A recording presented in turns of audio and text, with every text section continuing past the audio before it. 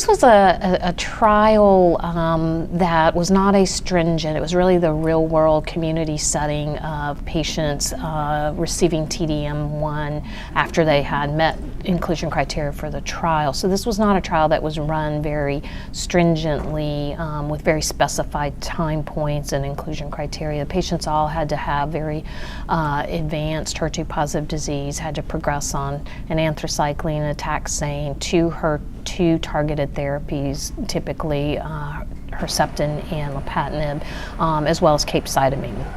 So, and then the patients to get on the trial or get access to the TDM, those were the criteria, and they had to be progressing on their very last therapy.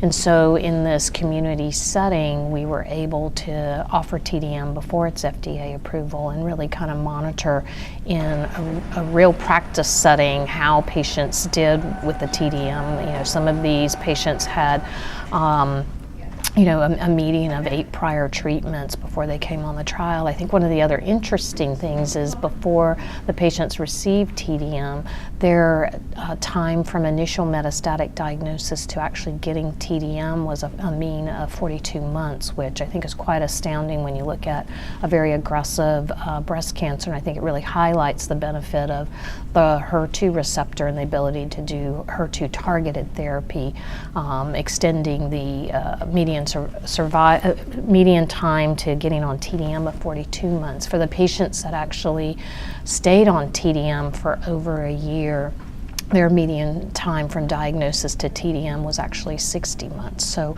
I think it says a lot about HER2 targeted therapies and the advancements we've made.